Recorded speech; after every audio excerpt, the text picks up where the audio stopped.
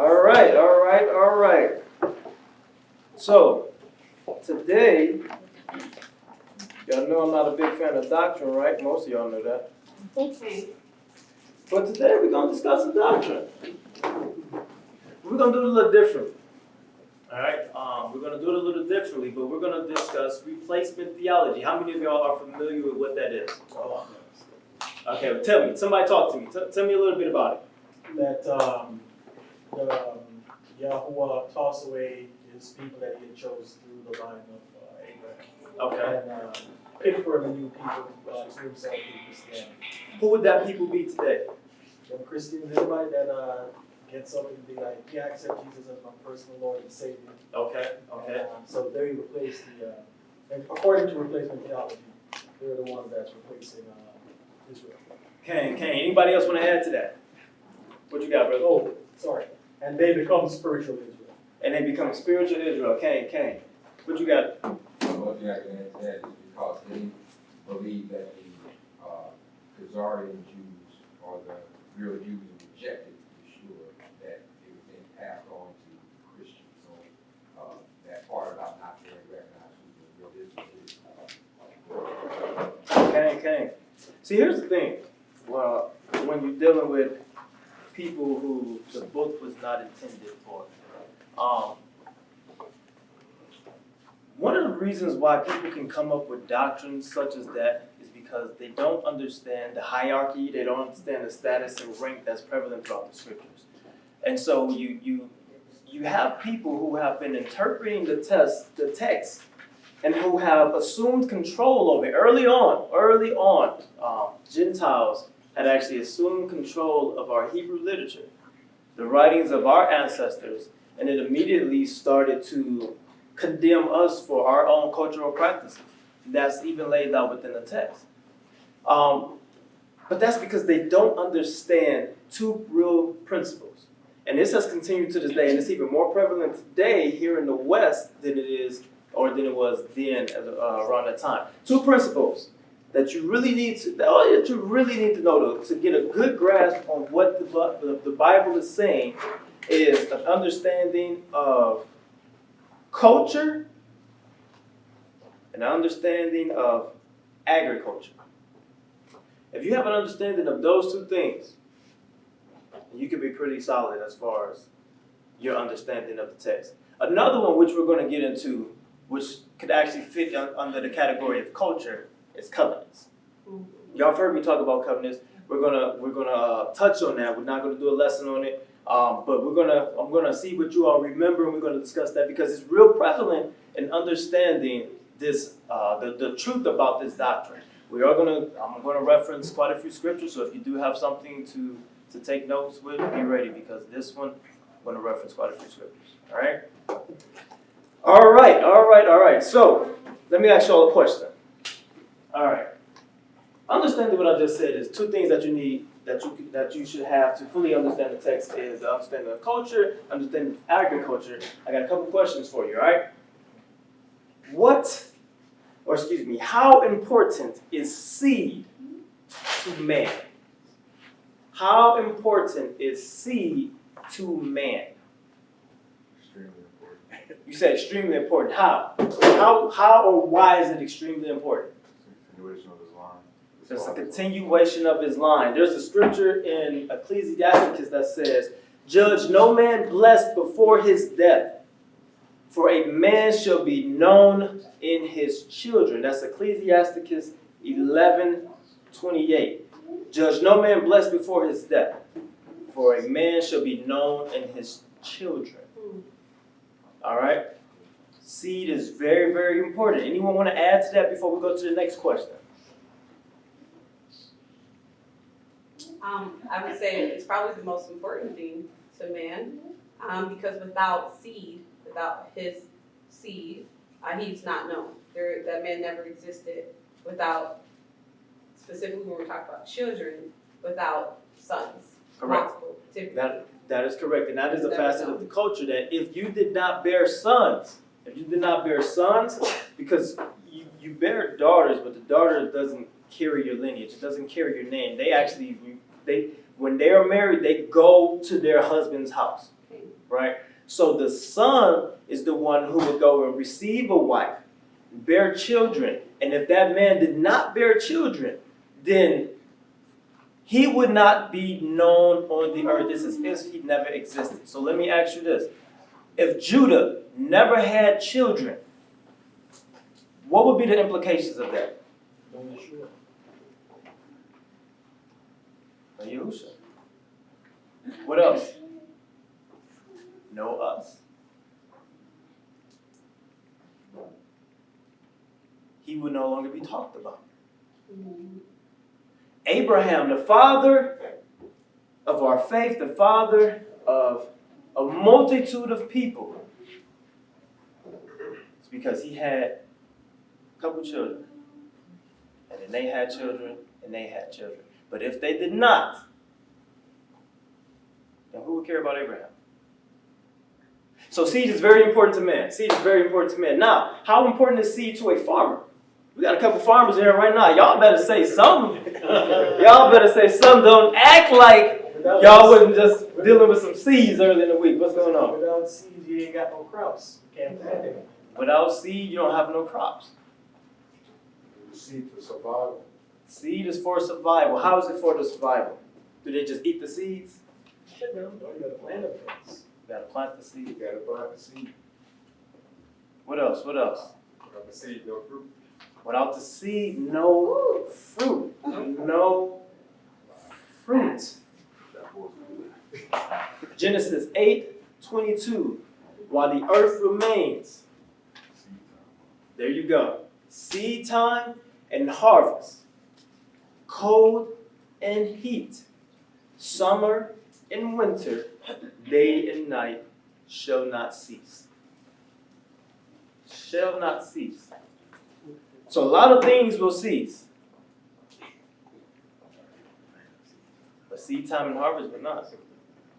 So your ability to make money will never cease if you decide to have an occupation or a business that works with seeds. Then it will never cease. Something like this pandemic showed you a couple things that's going to always be needed in our social economic system. Truckers and food. Truckers and food. So if you have an industry that could use trucking to deliver food, then you got the best of both worlds. But your ability to make money will never cease. Your ability to eat will never cease. It is very important to a farmer. Next question. It's kind of a curveball. How important is seed to a doctrine? You're looking at me like, what? Yes, this is a trick question. How important is seed to a doctrine? Well, let me read this scripture. Romans 11:24. For if you were cut out of the olive tree, which is wild by nature, and were grafted contrary to nature into a cultivated olive tree, how much more will these, who are natural branches, be grafted into their own olive tree? That's really what we're going to be working out of today, is Romans chapter 11. All right? Now, another question. Have you ever paid attention to the fruit that you consume? Have you ever paid attention to the fruit that you consume? Huh? Yep. You ever ate a peach and observed the seed of the peach? What other fruits have similar seeds? Somebody said plums. Nectarines. What else? Any other ones that you can think of? So, by examining the seeds, what can that tell you? What can that tell you in all of that? You just named 3 seeds that are very similar. You said plum, peach, nectarine. What can I tell you? They probably came from similar Go ahead, say it with your chest. Go ahead. Came from a similar original plant of fruit. It said it came from an original plant of fruit, something like a common ancestor, right? Yes. All right. So these are the type of things when you're dealing with seed that you will eventually begin to pay attention to. Shalom, shalom, everyone just came in. These are the type of things that you'll begin to pay attention to because these seeds have similar traits, features, right? They come from the same family. You can identify them by their seed. Just like when you go back to the man, you can actually tell the manner of a man through his what? His sons. Through his sons. This is why it's important to, as young men and women, to protect the name of your father. You are a direct reflection of him. As his seed, you can either get him cut off or you can establish him firmly in the earth. All right? Any questions before we move on? All right, so Jeremiah 11:16 says, and Yahweh called your name green olive tree, lovely and of good fruit. With the noise of a great tumult, he has kindled fire on it, and its branches are broken. When you go into Romans, which is where we're about to head in now, and once again, we're working we're working out this doctrine from an agrarian perspective. It's going to be very important that you know. I don't want to deal with doctrine. I don't care about doctrine. But if you're going to deal with doctrine, you need to deal with it from the physical aspects, because what in their minds, what would they've been thinking when they're reading what the text says? We cannot extract the actual culture that it was written, the environment that it was subjected to. We cannot extract that and then superimpose it onto our lives and our minds now and believe that we can come up with a proper interpretation of it. So, seeing Romans 11, when it gets to this portion of talking about first fruits and branches being broken off and wild olive trees, we should be able to look at this and say, what would they have thought about this? What would they ascertain from that? All right? Let's turn to Romans 11.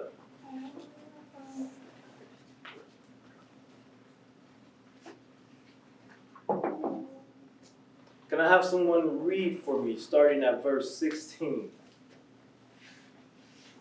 For if the first fruit be holy, the lump is also holy. And if the root be holy, so are the branches. And if some of the branches, verse 17, and if some of the branches be broken off, and you, being a wild olive tree, were grafted in among them, and with them partake of the root and fatness of the olive tree, boast not against the branches. Okay, stop right there. Now, when you're reading this stuff, when you get to certain things, you got to begin to ask yourself questions. What is a wild olive tree? Why is that being conveyed in the text? What is grafted? If you're not familiar with grafting is, we're going to discuss it. But why is it saying that? What is something that's grafted? How do you graft something? Understanding these principles will help you understand from their perspective what's being conveyed through the text. Continue, Jonathan. Boast not against the branches, but if you boast, you bear not the root, but the root you. You will say then, the branches were broken off, and I might be grafted in. Well, because of unbelief they were broken off, and you stand by faith. Be not high-minded, but fear.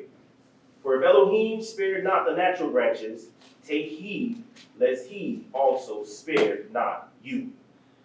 Behold therefore the goodness and severity of Elohim, on them which fell severity, but toward you goodness, if you continue in his goodness. Otherwise you also shall be cut off. And they also, if they abide not still in unbelief, shall be grafted in. For Elohim is able to graft them in again. For if you were cut out of the olive tree which is wild by nature, and were grafted contrary to nature into a good olive tree, how much more shall these, which be the natural branches, be grafted into their own olive tree? Thank you. So, I'm submitting to you that as we get ready to break this down, that the answer, the full understanding, because you can come up with a general understanding just by doing precept upon precept, right? But to fully get everything that you need out of the text, you need to put yourself into that environment. You need to understand it from a farmer's perspective. Now, once again, I have farmers in here, so they can probably expound on this a little later as we begin to break this down. But once you put yourself into that environment and you look at it from that angle, it will begin to make a lot more sense, all right? So the answer to this lies in husbandry. What is husbandry? Don't get shy. What is husbandry? All right, yeah, well, I see you smiling. Go ahead. What's husbandry, y'all? I see you post this scripture all the time. You already know where I'm going. It's the economic upkeep of your home, the planting, growing of food, and the raising and harvesting of cattle. Why is that important?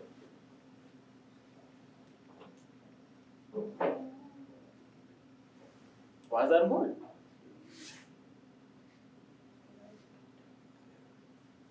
It's the livelihood. It's the very beginning, it's the very genesis of mankind. What was the occupations of Cain and Abel? What were their responsibilities? Say what? Raising sheep and planting, harvesting. Growing food, taking care of livestock. It's the very genesis of mankind. Ecclesiastical 7:15 says, hate not laborer's work, neither husbandry, which the Most High ordained. One of the few things in the text that I can say as far as occupationally that the Most High actually put his stamp on it. That is ordained. From the genesis of mankind. And this is funny because this is the very thing that we stay away from nowadays. It's the very thing that we try to shy away from. And it's the very thing that has been ordained from the Father. So if it's been ordained by the Father, if you would return back to these things, how do you think your understanding of the Father would change? You think it would increase, right? Right. You will understand the writings of your ancestors more. Therefore, will draw you closer. Now, let me talk to y'all about the graph. So I got a little couple things up here. I got some prompts. When I began to look into grafting, the thing is, I'm already slightly familiar with grafting because I have a plum tree on my property that has 4 different types of fruit that's being produced on it. And so, before I ordered this tree, I wanted to know, is this like some old GMO special type stuff? Is this something that, I shouldn't have in my ground, it's gonna contaminate? I needed to know how this stuff was produced. And so I began to study grafting. So this was back then, I began to study grafting, so I ended up having a pretty general understanding of it. And grafting can actually happen organically or naturally. So let me rephrase that, because grafting, unless you're using GMO seed, it's going to be organic, but it can actually happen naturally within roots or branches that come across each other. So the natural process of grafting, let's say if branches cross through the wind, they begin to rub the bark off of each other. And if they begin to stay in that position, they will begin to fuse. They will begin to fuse. But there's a couple things about grafting, understanding that will violate the rules of grafting. So going back to the original purpose of this, when we're going through replacement theology, especially the portion about being grafted in, you have to understand what would be the violations and how could it and could not work. So one of the things about grafting is, so doing some of my research, it says, for successful grafting to take place, the vascular cambium tissues of the stock and sign plants must be placed in contact with each other. That last portion is very important. It says, must be placed in contact with each other. So, once again, going back to when I started looking up the videos for my fruit tree, I started seeing the process of grafting. So there's a couple, so let's act like this is a whole tree right here. All right, let's act like this is a whole tree. So you see the branches. I'm not sure what kind of tree this is, but just work with me on this, all right? Here's a portion that I prepped already for the sake of grafting, all right? You see that? All right, so now we have a couple branches. Now, if you wanted to grab something, what it's saying that the two portions of the tree have to come in contact with each other. You see those two portions right there where the bark is stripped off and it's exposed? All right? So they have to come in contact with each other. So once again, naturally, if trees were rubbing in the wind, they could eventually rub themselves into a position to where this part of the vascular cambium is exposed, and if they end up staying there, then they would naturally fuse together. The same thing will happen with the root systems. If the root systems cross and connect underground, then they would actually technically become one tree. Okay? So you place this together, and then you will wrap it with some type of grafting tape. Okay? And that humidity and everything will hold it in place. It will give it that moisture. And over about 30 days, these branches would fuse together. These branches will fuse together. All right? Y'all see that? And then you would take the tape off, and this thing would be able to stand up straight on its own without any interference, without anything holding it up. It has now become one tree. Now it's going to produce whatever it is that this tree is. So if this is a peach, since we were talking about seeds earlier, and the peaches and the plums come from the same family of fruit. So if this is a peach tree, and this is a plum tree, they're from the same family, so they can be grafted on with each other. All right? This is going to produce plums. The rest of this will produce peaches. They may flower at different times, but they're still one tree. They're all being fed by the same root system. All right?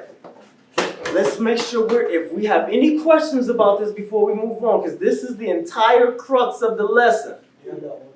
All right, go ahead. Can you graft like a mango and orange tree? I would say no. Okay. I would say no. I haven't looked them up, but I'm not sure what a mango. I don't really eat mango, so I'm not even sure what their seed looks like. Oh, So, like- they're not the same. Okay, They're so far from each other. so if you think about like the plants that we mentioned earlier, or the fruits we mentioned earlier, like the plum, the peach, the nectarine, even the almond, that's actually part of the same family as well. Those type of trees can be grafted onto each other, and you can identify those simply by looking at the seed. You can see they have similar traits. If you look at a lemon, right, a lime, an orange, a kumquat, all of these have similar what? They come from the same what? They come from the same family. So you can graft all of these type of plants together.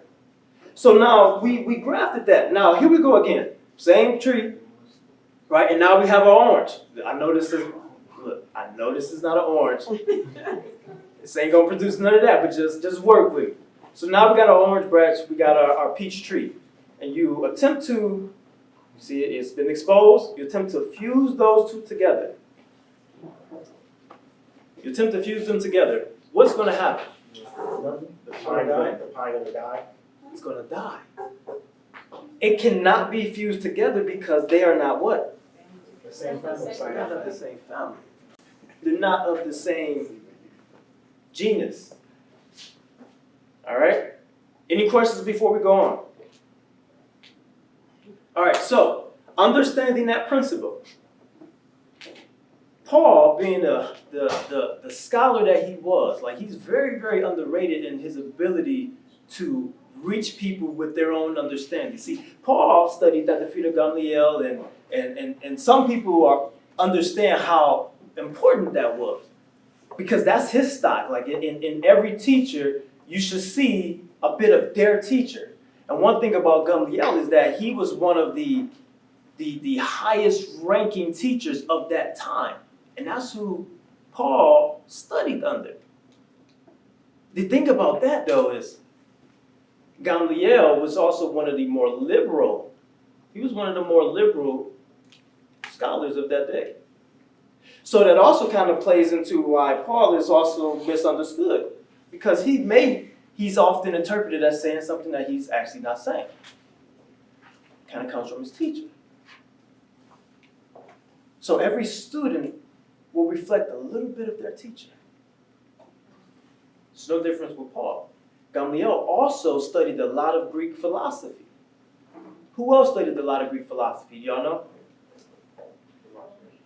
Paul. I did a lesson about a year ago called Paul Under the Microscope. And you'd be surprised how much he's actually quoting Greek philosophy within the Brit Hadashah. But he's using it in a way where it relates to the people who he's talking to, so that they can understand it. So naturally, when you go to Romans 11, and he's talking about this grafting and these wild olive trees and these cultivated olive trees, he's speaking to these people in a way that they will understand it. So if you can understand it, you can properly interpret what's being said. So the main point that I had brought up earlier was that the systems, the vascular systems, have to come in contact with each other. Keep that in mind. They have to come in contact with each other. So you follow Paul. Paul is going throughout, he's traveling. You look at Acts 2, this and all these people when they was there at Shavuot, all these different nations, right? You see that it says Jews and proselytes. And then if you would take the time to just observe where Paul was going on his trips, you would begin to identify a certain pattern. But before I do that, I just want to pull out these principles, make sure that it's understood, and we're going to continue to build on there, all right? The dispersed of Israel, what is that in reference to? The dispersed of Israel. Israelites that were scattered. Israelites that were scattered. You look at John 7, 33 through 35. You don't have to go there. Just write it down. You can fact check me later. I'm going to read the scripture for you. John 7, 33 through 35. Then Yahusha said unto them, Yet a little while am I with you. And then I go unto him that sent me. You shall seek me and shall not find me. And where I am, ye cannot come. And the Jews said among themselves, Where will he go? That we shall not find him. Will he go unto the dispersed among the Gentiles and teach who? The Gentiles? You see in James 1, on the introduction, that tells so much about these letters when you're trying to identify who is the target audience. James 1:1 says, James, a servant of Elohim and of Yahushua HaMashiach, to the 12 tribes in the dispersion. Greetings. 1 Peter 1:1. It's identifying who is the audience here. It baffles me how this is often misunderstood when the letter is telling you who it's talking to. You don't have to even search. It's telling you. All you have to do is be a tad bit conscious of the terminology. Who's being referenced? Who is the dispersed? 1 Peter 1:1. Peter, an apostle of Yahushua HaMashiach, to those who are the elect exiles of the dispersion in Pontus, Galatia, Cappadocia, and Bithynia. You're getting reference points. You're getting the dispersion, the exiles in the dispersion in these specific locations. Ironically, these are the specific locations that Paul went to, along with every one that is in Acts chapter 2. Every nation that's referenced in Acts chapter 2 is one that he went to. And they told you in that text that Jews, devout Jews, came to Jerusalem for Shavuot. These are little pieces. And this is just, we're still on a doctrinal level right now. We're not even fully breaking down this aspect. And then it goes on in other scriptures where it referenced this as well. All right? For the sake of time, I'm not going to stay there much longer, but I'm going to read Ezekiel 11, 15 through 17. Ezekiel 11, 15 through 17. Son of man, your brethren, your relatives, your countrymen, and all the house of Israel in its entirety are those about whom the inhabitants of Jerusalem have said, get far away from Yah. This land has been given to us as a possession. Therefore, thus says Yahuwah Elohim, although I have cast them far off among the Gentiles, and although I have scattered them among the countries, yet I shall be a little sanctuary for them in the countries where they have gone. Therefore, Yahuwah Elohim says, I will gather you from among the peoples, assemble you from the countries where you have been scattered. Now you, Israelites in the diaspora, you should be able to relate to understanding the dispersion. See, when you look at Gentiles, you know who you are. But you're here in the land where, 12% of the population is black? 12 or 14% of the population is black. How many of those, is estimating, how many you think are actually awakened Israelites? 1%. Maybe. Less than 1%. Maybe. So, identifying where Paul went, who he came in contact with, and understanding the mind of someone that's dispersed, you would know that there are Israelites who know who they are, and there are some, if you walk out there right now, you can find an African descendant of a slave out there right now and have no clue where his lineage lies. There's no difference between that and what's going on here in the text. When he's going to these places and he's talking to these individuals, some of them know where they descend from. Some of them do not. That's the purpose of him going there.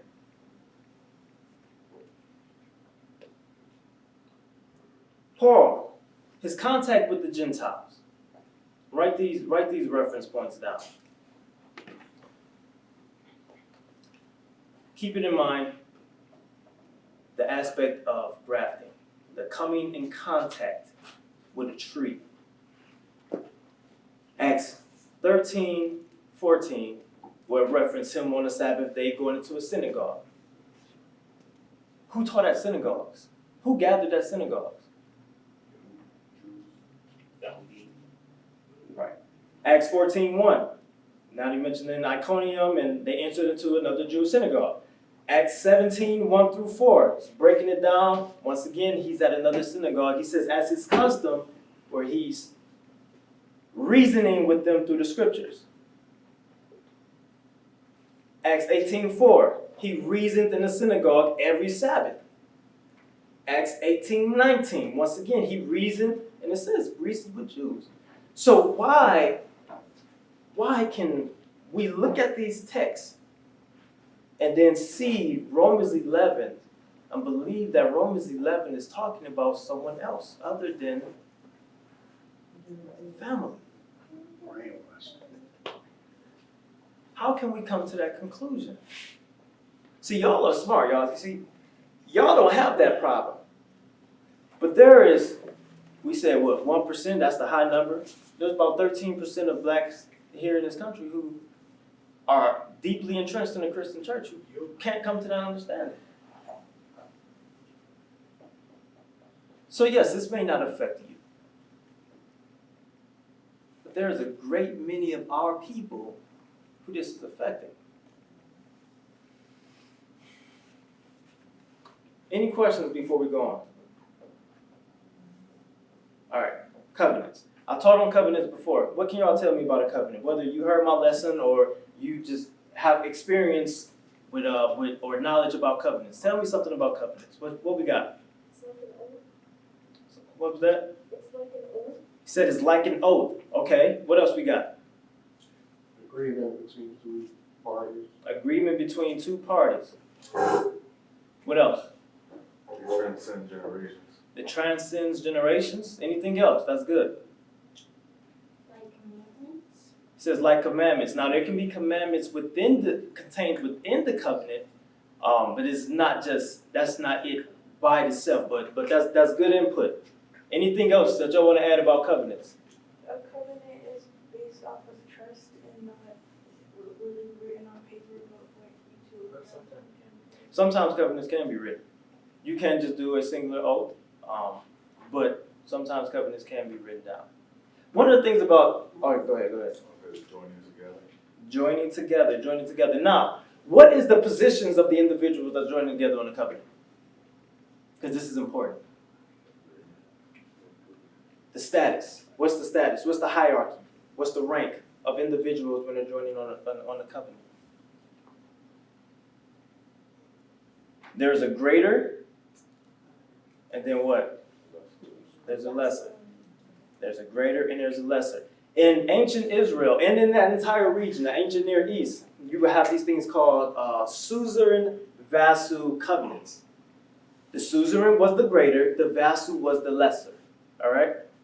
So there was this distinguished, or this line of demarcation between the two, where one of them is here, one of them is here.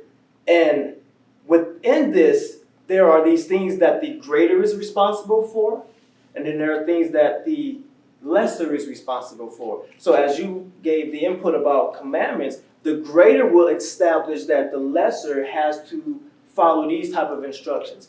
Now this is whether it was with God and man, or with man and man. So I've read one of a Hittite treaty where, yes, they have their own gods, right? But the format of these covenants are very, very similar, even to the point of calling heaven and earth as witnesses. Now the Hittites, they called a whole bunch of different gods witnesses in their covenants. But the same concept still applies, where it was a king making a covenant with a lesser people and then calling upon witnesses. The same principles. The same principles are present. So when we look at our covenant that's laid out in Exodus and then reiterated in Deuteronomy, you see that same thing, that suzerain vassal, where you have the greater making a covenant with the lesser, and this is extending upon generations. The thing about covenants, which differs with contracts, because a lot of people think they're the same, but they're not. They're similar in certain aspects, but they are not the same. One principal thing about covenants that sets them apart from contracts is that they are perpetual. They can extend to your generations, your lineage. A contract, you void the contract, what's the deal with the contract? Pay their fine and be on with it. It's over. You go to court, accept your damages, and that's the end of that relationship. Someone voids it, that's it. Matter of fact, most people, somebody void their contract, they're quick. Okay, as soon as they get a chance, then they try to take them to court. I'm not blaming. I'm not saying it's right or wrong. I'm just saying that's typically how it works. The vast However, with a covenant, just because of the stock you and break sale a covenant must be placed does not mean that in it's void. contact with each other. And that's the issue that we have with Western teachers teaching from an Eastern text, is that they are not able to comprehend the levels of covenants. Where if you break that covenant, what happens? Whatever is stipulated. So if there are negatives, you have these things called positive and negatives when it comes to covenants. The positive is what we would consider the blessings, the negative is what we would consider the curses. So if there are negatives inside of a covenant that was made, then those negatives will then do what? Stay with you until. That would kick in. That would kick in. But the covenant doesn't end just because you broke it. It continues. It continues to move along, and it stays in that state. So all it is the covenant is not in right standing, but it isn't over. That's one of the major differences between the two, and that's what the Western pastors or the Western mind, when they try to look at this type of stuff, this is where they get messed up. So let me read this real quick. This is from a book or article from Dr. Roy Beecham, Ancient Near Eastern Covenants. It says, first covenants created a formal bonded affiliation between designated parties. The party or parties enacting a covenant and creating the relationship were specified by name. Do we see that within our own text? All right, okay.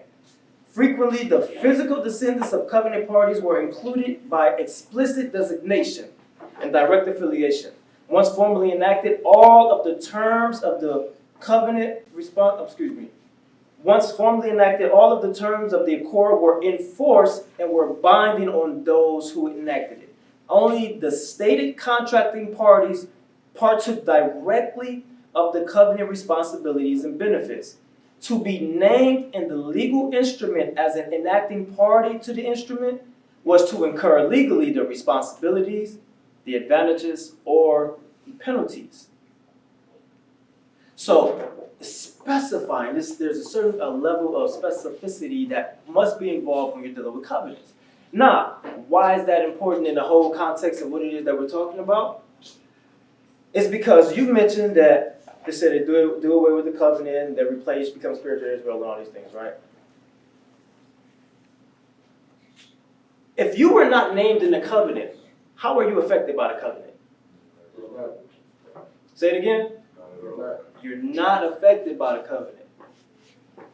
Now, anyone who benefits from the covenant, not named in the covenant, only benefits by his direct relationship or affiliation with those who are in the covenant. So what does that tell you about anyone who is not Israel placing himself into a position to where they're saying they're Israel, or they're not acknowledging or clinging to who real Israel is, but they're putting them like the people in the Hebrew roots movement? What does that mean? They won't receive the blessing. Because it's not to them, it's not for them. This was written by Israel, for Israel. By us, to us, for us. So only those parties that's actually within that lineage, within that bloodline, are affected by this covenant. Anyone else, like I say, any benefits or anything negative that come upon them is the direct result of the participating party of the covenant. Any questions before we move on? Yeah. Go ahead. What you call it? Since we like when we started, we say okay, one of it is a wild olive getting grafted into a proper olive tree, and so we know they're from the same family. So what about like Europeans that are not like of our family, but they benefit from, or there are provisions in it for them? What do you mean provisions in it for them? Like later on when things are set straight, they won't die. Not all of them. But Why won't they? I don't think all of them will. Well, I don't know, but I don't believe all of them. But there's something very specific that needs to occur for any nation that's not of Israel.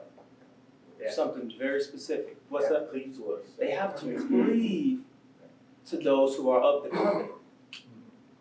It's kind of like how those Egyptians, when they were in Egypt, and we was getting ready to exit, and they said it was a mixed multitude that came with us. What are they doing? They cleave to They're cleaving to us. Where you go, we're going. Your Elohim will be our Elohim. They are cleaving to the actual people. So that provides them everything that comes along with us being the people. It's not anything that's separate or individual specifically for them, because those who stay behind incur the wrath of the Most High. And that's how it would be going forward. Does that would you call that being grafted in at that point if they cleave, or?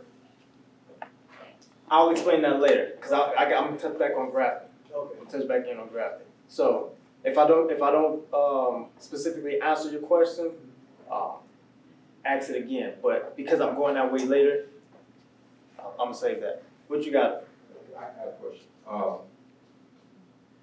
So in the covenant, is it looked at from the standpoint of not individualistic, but Israel operating as one body. Because the reason I bring up the question is because I'm sure that not everybody were all guilty. I don't know that everybody was guilty, like the prophets and things like that. But yet, because Israel as a nation were breaking this covenant, and the rest of what was in that covenant became enacted, like being thrown out of Jerusalem and all the other curses. Cain, the Most High operates on, he operates as far as what nations do. And it's the same way with us. If us as a nation are doing certain things, then that affects the standing of the all covenant. these different nations, right? That affects the standing. It doesn't have to You see be that it says every Jews, single Muslims. individual. No, let's be clear. Let's be clear that if so, let's look at us where we are right now. On his trip. So we're here in America. We've now identified who we are, But before I do that, and we are returning back to the covenant. these So principles we are trying to establish these commandments here on earth again, right? So while the nation may be still under what's considered the curse, you individually will still be able to prosper. Is that understood? You individually will still be able to prosper and function, but as a nation, you are still going to be oppressed. And you, even though you are of the covenant, may still experience the effects of that oppression.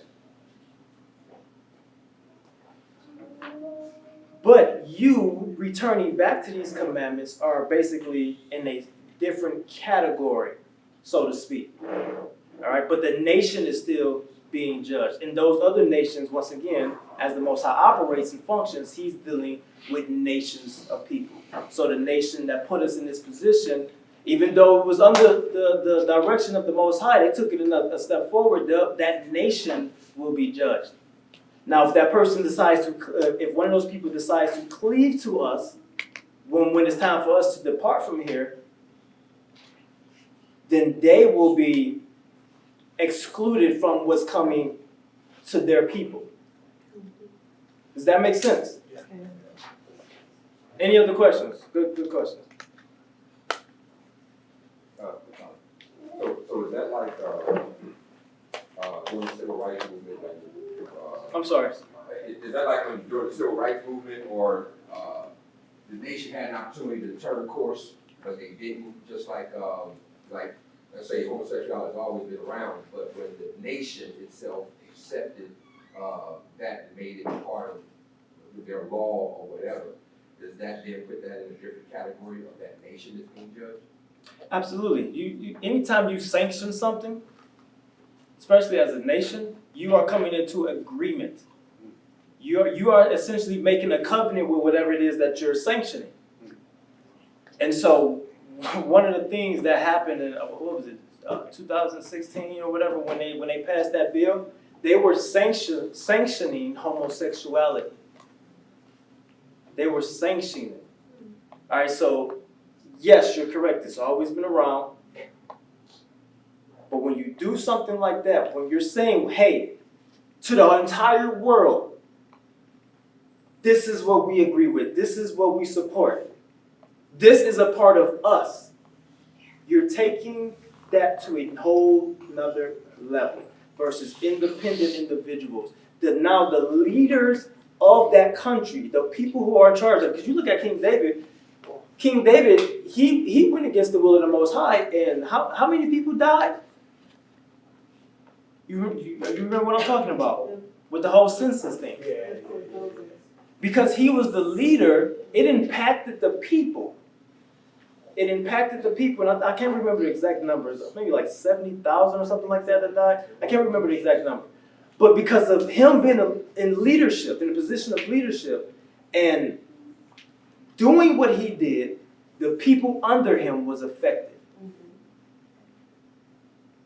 So quick segue, men, being the head of your households, the things that you do will affect those under you. it will affect your household. I mean, if you even go back once again to King David, and you see what he did, what started in his line with Bathsheba, and then he had a son. Okay, he took a man's wife, and then from there, it's like there was these sexual deviant behavior that came into his bloodline, because his son ended up taking his sister. So he raped his sister. Then you have Solomon, which he had multiple wives. That was one thing, but it was where he was going and who he kept going after with those multiple wives. And it's just this sexual behavior became prevalent within his bloodline. So as men, as heads of your households, as leaders and priests of your own home, you have to be careful what it is that you are agreeing to, what it is that you're doing, because you will bring things into your own bloodline, into your own home. All right, that's a quick segue on that. True. Now, Paul, back to where we were. So Paul comes in contact with these individuals in these different nations that we were scattered to. So some of these individuals there, they know exactly who they are. How we know that? Because they set up synagogues. They were teaching there. They were gathering there. Then you have people who are listed as Greeks or Gentiles, who what this will consist of people who were not necessarily know who they are. It would also consist of people who had an understanding of who they were, but also understood that they could not return because they were divorced. That the Most High sent them away, put them away. So he goes there, he begins to teach these people that the Messiah came, died, reconciled you back to the Father. He's bringing you back into that tree, grafting you in. But becoming Gentiles is something that they do. So when you put on the mind of your oppressor, so when you think like your oppressor, you live like your oppressor, and you act like your oppressor, you are as a Gentile. You are as a Gentile.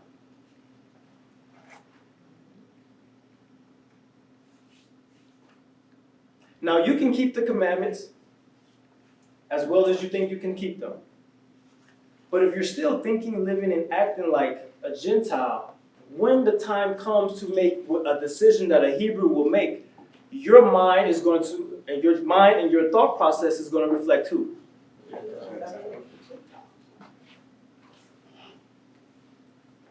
Because you can't allow yourself to become these things and then think that at the snap of your finger, you're going to change.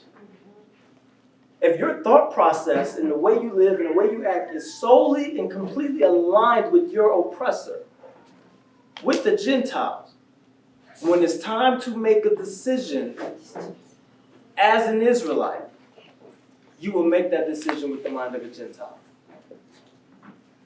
We see this in Maccabees. I'm not going to read all of it because we're getting short on time.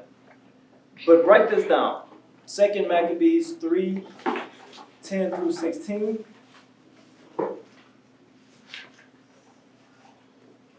First Maccabees 1:11 through 15.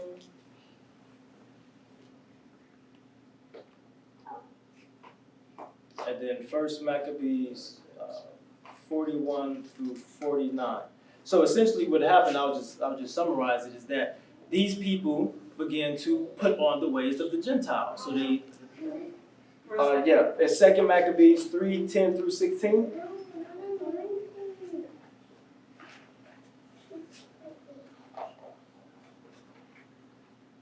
First Maccabees 1:11 through 15, and then First Maccabees 41 through 49. First Maccabees 41 through 49. First Maccabees chapter. Yeah. I don't actually have it. I think I don't actually have the chapter. Chapter 1. 41. Thank you. 49. So what they begin to do is they put on the waves of their oppressor. They begin to participate in the games and their gymnasiums. A lot of stuff that they did was stuff that we weren't supposed to participate in. I'll read this briefly and then we'll continue. The craze for Hellenism, this is 2 Maccabees 3, starting at verse 13. The craze for Hellenism and the adoption of foreign customs reached such a pitch through the outrageous wickedness of Jason, the renegade and would-be high priest. He got that through deceptive means. That the priests no longer cared about the service of the altar, disdaining the temple and neglecting the sacrifices. They hastened at the signal for the games to take part in the unlawful exercises at that arena. What their ancestors have regarded as honors, they despised. What the Greeks esteemed as glory, they prized highly. For this reason, they found themselves in serious trouble. The very people whose manner of life they emulated and whom they desired to imitate in everything became their enemies and oppressors. So I see so much of that here. I see so much of that here in America, where we look at white America and the things that white America have instituted and established, and we want to be a part of it so bad. We want to be a part of it so bad. Instead of creating your own or finding some other route, we want to be a part of it so bad. This is why you would see black people protest the Oscars. What was the hashtag? Oscars so white? You protest it because you want to be a part of it so bad.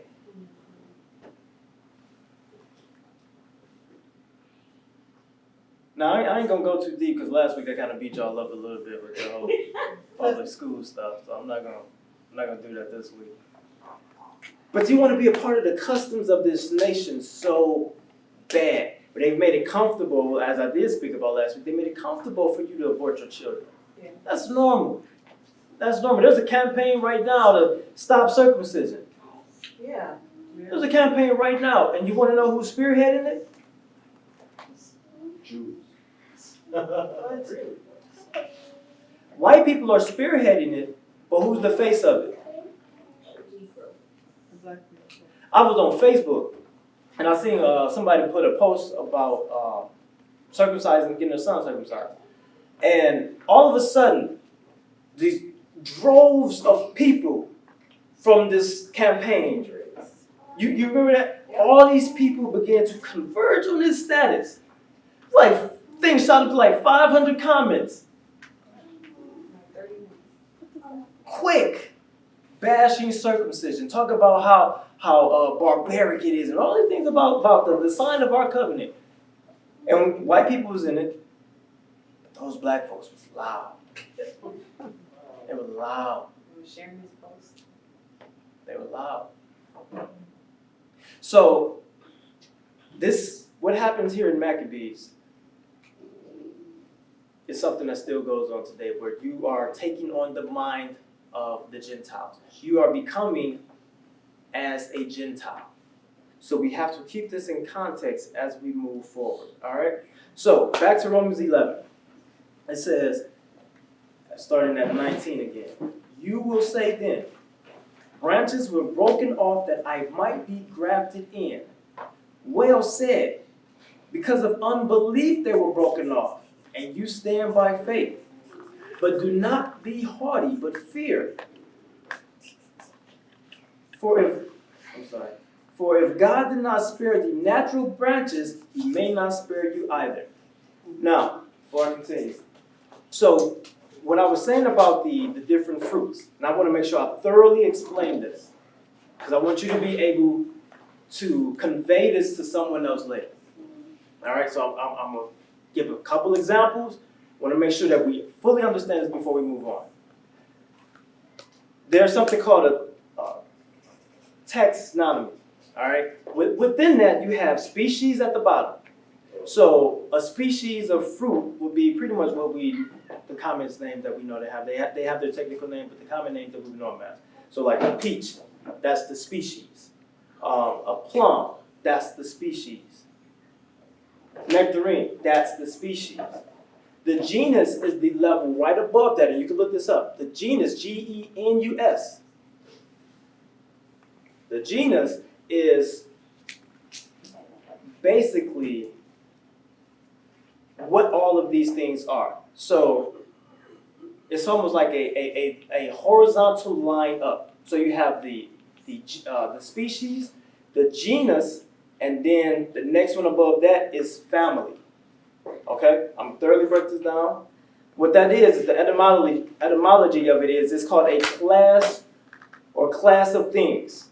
All right, it's the race, stock, kind, family, birth, descent, or origin that something derives from. All right, so that's the genus. That's at the genus level. You got the peaches, the plums, and the nectarines. They're all different species. But when you go above, all of them fit into that category. Okay? They all are of the same genus. Like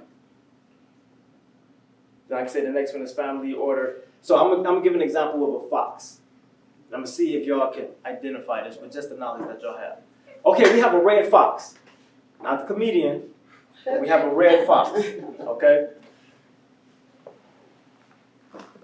What is that? According to the three categories I just named, where would that lie? Species, genus, or family? Species. Okay, that would be under species. Now, so if the red fox is at the species level, let's go back to our peaches, plum, stuff like that. Our peach, plum, nectarine, they're different species. But under genus, they are what?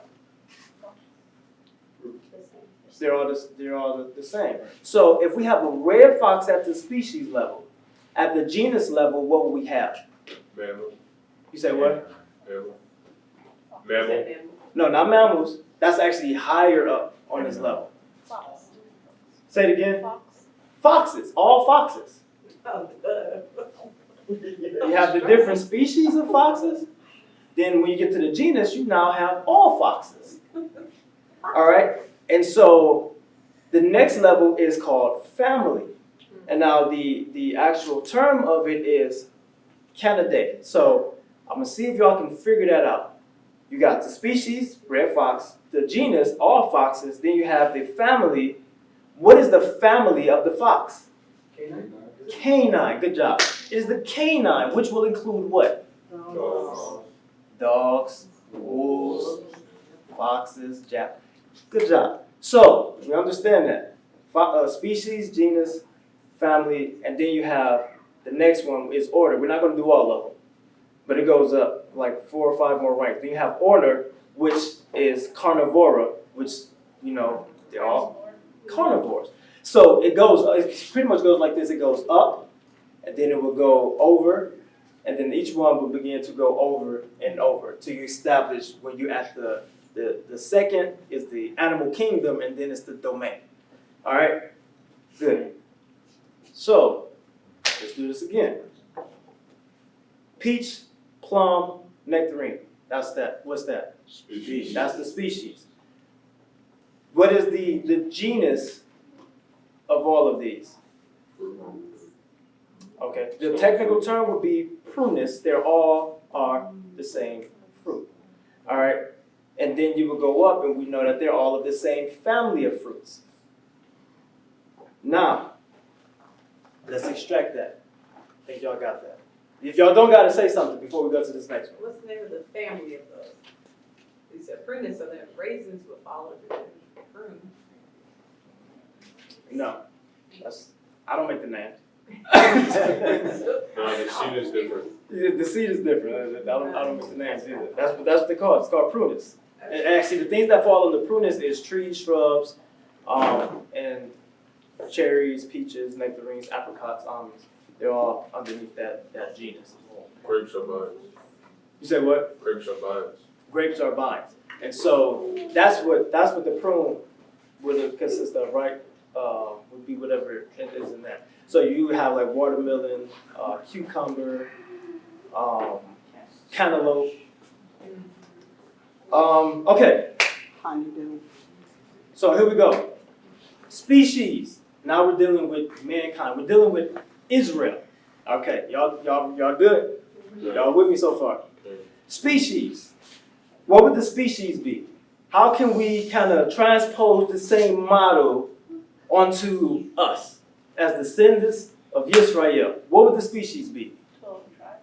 Not yet. Not yet. What would the species be? Human. That would be above. Family. That would, Is Nope. it Israel? okay. Father. So let's put it like this. You're all part of what? Family. Okay. You're a family. You're a family. You're a family. You're a family. You're a family. All right. So Help the us. species help us. Help me. Species would be the individual families. Right. So if you look at the example of the peaches, right? Or let's go back to the foxes because we went up even more levels. You got the red fox and what else? What other kind of foxes you have? Arctic fox. You got gray fox. You got what does the fox say? You got all these different foxes, and and then you got these different foxes. Then you go to the next level, and then you have all the foxes that's within that family. So the species for this example would be the individual families. Now, what would be the genus? Israel. The 12 tribes. It would be the 12 tribes now. Okay? So you got the individual families, you got the 12 tribes. And then what would be the family? Israel. Israel, Jacob, that would be the family. Now I know we didn't go all the way up, but then it has the order. The order. So let's like I said, it's a horizontal, a vertical line going all the way up. So you got species, genus, then family. But then it curves. Because you're pretty much making a family tree, right? So then it curves, and then who would be here? Not Shem. Abraham. Because then if you go down this way, then you have the family of Jacob, you got the family, then you got the 12 tribes, then you got the individual families who are all Israelites. But then you go this way, and you have who? Ishmael. All right. What about the, Abraham had more than 2 kids. Yeah, but there will still be under Abraham. So this is why it begins to splinter off. And then from Abraham, it will splinter again. To who? Not Shem. Trying to skip steps. Not Shem. Say it again. Eber. The family of Hebrews. And that's a lot of different other branches. And then it will keep going. Then eventually you get to Shem, and so forth and so on. Does that make sense? So if you're looking at the grafting of a tree, could you graft something from the species belonging to the 12 tribes and the species of Abraham? From the line of Ishmael? Okay. No. The reason you can't is because it's not the direct family, it's not the direct descendants. So just like in the examples, these are things where you have to start with all the different species of foxes, then you go to all foxes, then you go to canines, right? So no, you would not. So understanding that if you're grafting into a tree, if you're going to graft into a tree, it has to be of the same. I mean, if you graft from the same species, that's going to work very good. But it has to be at least of the same family. Have to be at least of the same family. And Paul knew this. Whether he knew it from physically doing it or from studying it, because there's a person named, he's in here somewhere. Let me see if I can find him. I'll mention him later, but there's a Greek figure in here who was writing, and he was discussing these type of things, specifically the wild olive tree and the cultivated olive tree. So once again, knowing Paul's technique in teaching, it would make perfect sense of why he would state these things. Even when he begins to explain contrary to nature, because that can even throw you off if you don't understand the literature of that day. All right, so grafting. Compatibility is determined by the species of fruit trees you wish to graft together. Generally speaking, they need to be very closely related for the graft to take successfully. Sometimes incompatible grafts may survive past the initial stages, but they will eventually fail. Most fruit trees are compatible within their species, but many are also compatible within their genus. That means that prunus species such as plums, nectarines, and peaches can be grafted onto the same tree. The same tree. Do we understand this? All right, it says crab apples and apples can be grafted together, and it goes on to talk about these different things. But here's about the wild olive tree, because he references the wild olive tree. What is it about this wild olive tree?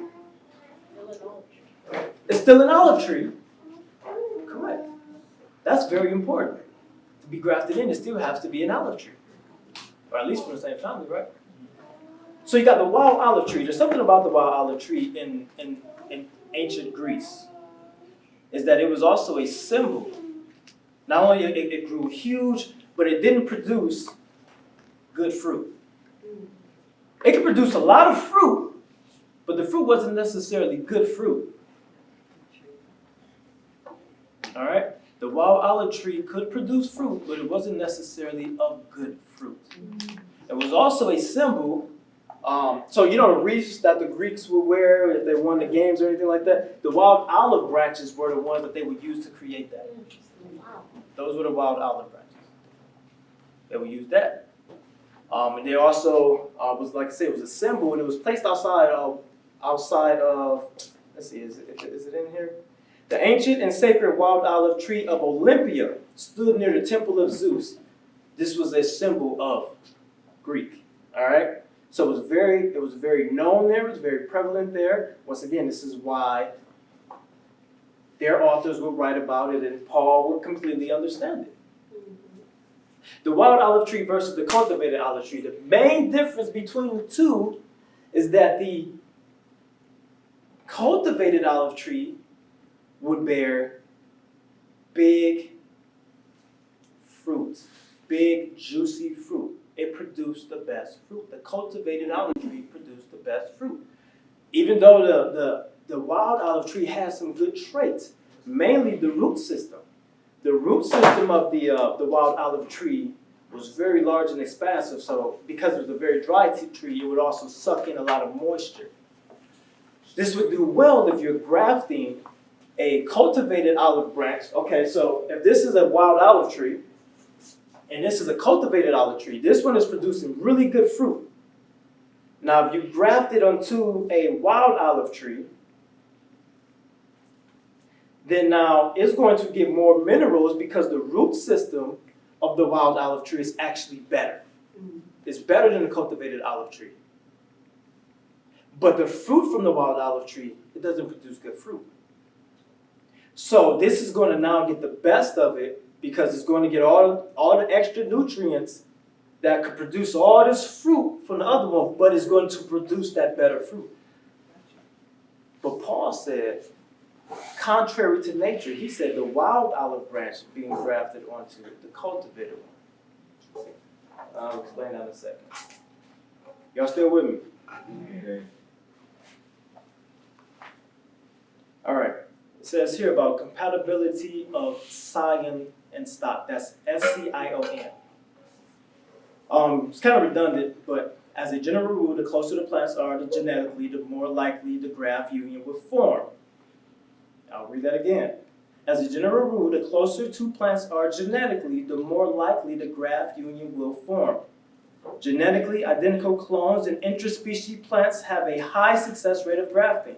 Grafting between species of the same genus is successful. Grafting has a low success rate when performed in plants of the same family but different genera.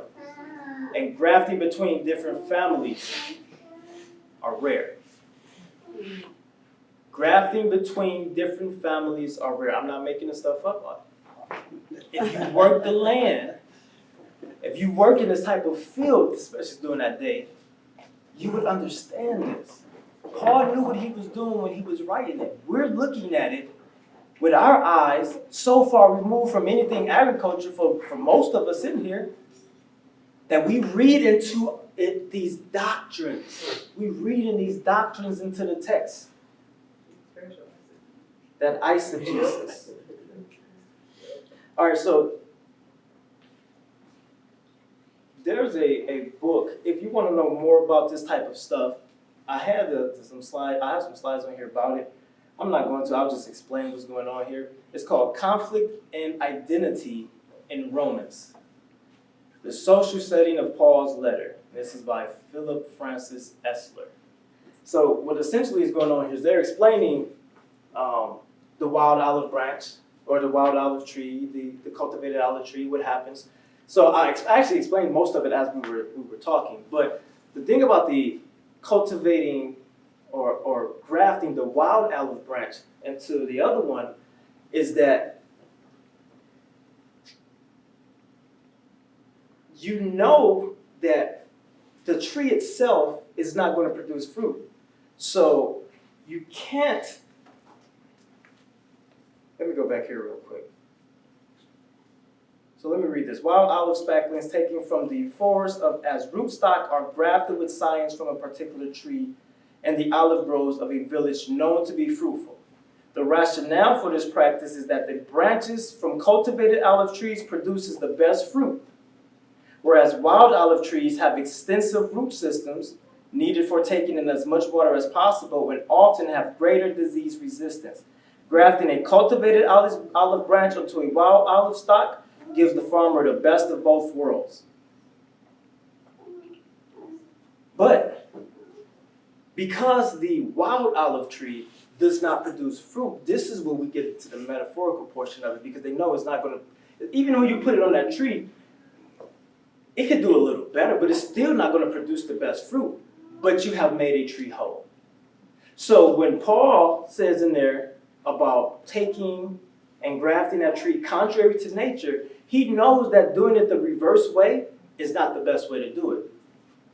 But for the sake of his parable, or for the sake of his explanation, he's letting you know, you're the wild olive tree.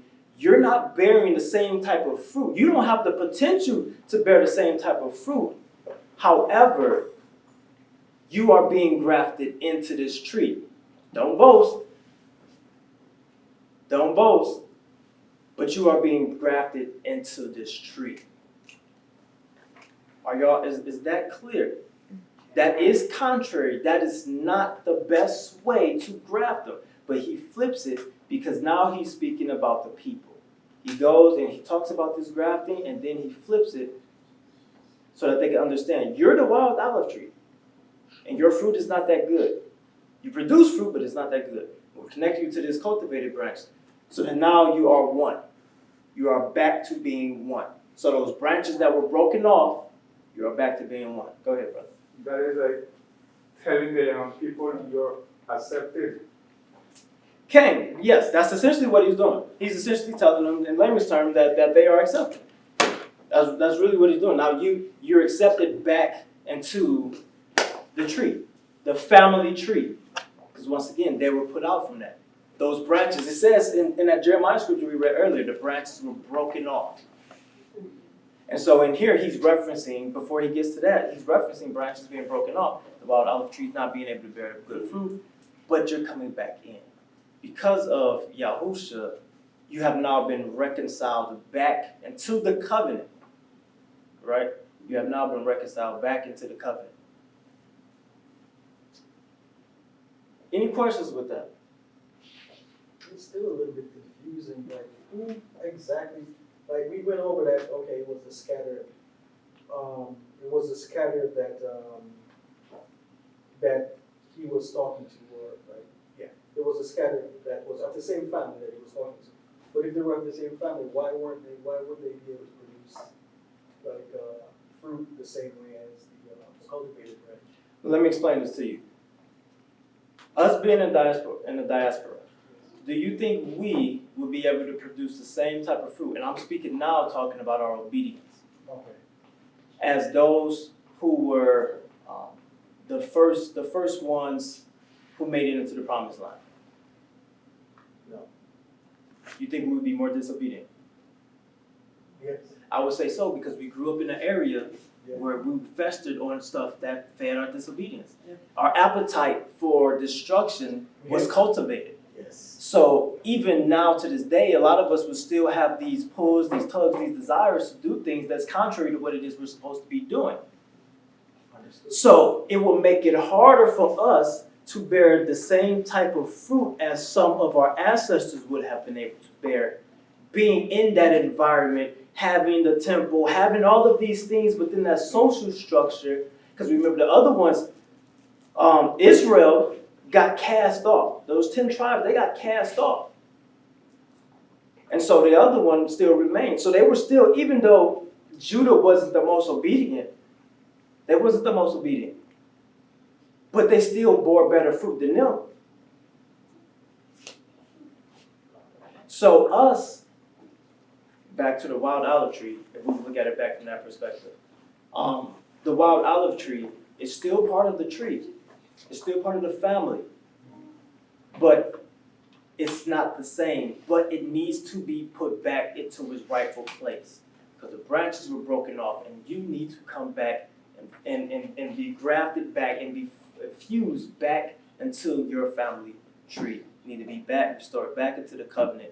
And that's what the reconciliation of the Son actually provided for the Israelites who were cast off, those lost sheep, was reconciliation back into the covenant. Is that clear? Very clear. Okay. Any other questions? So this is why when you get to pretty much the last verse, not in that chapter, but that I'm going to go over, says, verse 25, lest you be wise in your own sight. I do not want you to be unaware of this mystery. Brothers, a partial hardening has come upon Israel, and to the fullness of the Gentiles have come in. And then it says, and in this way, all Israel will be saved.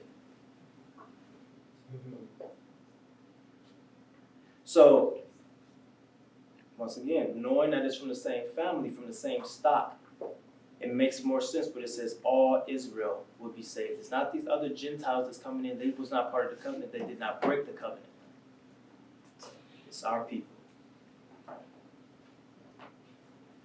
And in this way, all Israel will be saved.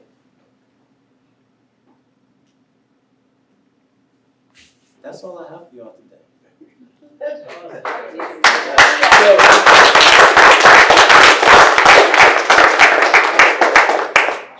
So the thing is, like I said, I don't necessarily like discussing doctrine per se, right? But if we're going to address doctrine, if we can address it in a way that's functional. What do I mean by that? What was functional about everything that I just said?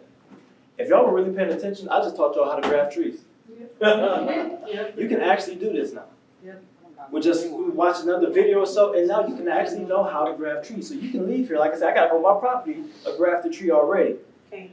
So now all you need to know is like what type of slices you need to make for there and that type of stuff. And now you actually have something, while learning about a doctrine, you actually now have something that you can use to feed your family.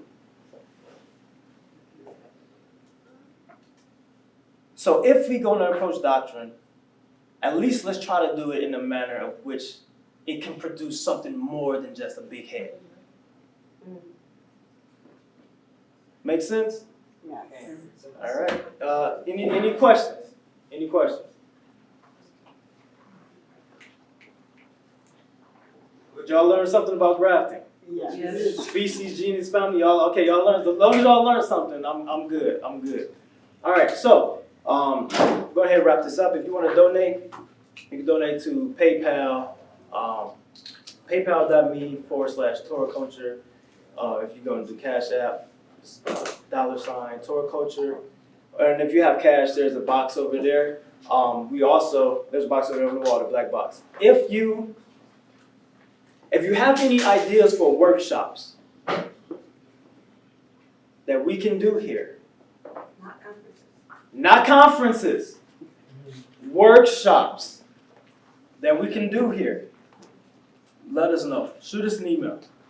Because now that we have our own building and we have access to them whenever we want, we need to maximize this space.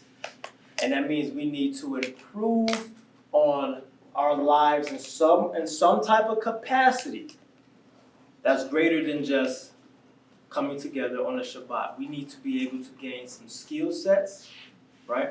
We need to be able to produce fruit, physical and otherwise, right? So if you have any suggestions about workshops, let us know. info.torahculture@gmail.com. Also, the website is up. The website is up at torahculture.com. You can also contact us through that way as well, or you can email us directly. But all of this is now available. We're trying to really utilize this space. It makes no sense for us to now have our own building and we're only meeting on Shabbat. So let's figure this out. Let's become more productive. What's up? I know how to put it together, but so considering these trees that's being grafted in, or these branches that's being grafted in, something physical is happening, and they're going to eventually produce fruit. Is there any comparison to men when it comes to grafting back into Israel and producing fruit? Well, when you look at the law, when you're obedient to the law, what are you doing? So, okay, let me back up. The word tzitzit, the Hebrew word tzitzit, is actually a flower. It's actually a flower. When you're growing food, and this is something I did not know, and I could read all this stuff, but once I actually put my hands in it, my whole perspective changed. So the word tzitzit, or zit, is actually a flower. And when you're growing food, and as my children now know as well, we'll go out into the garden and we'll see these flowers budding on the cucumber vines and the watermelon vines now and all this stuff. And after the budding of the flower, it produces the fruit right there where that flower was. Right?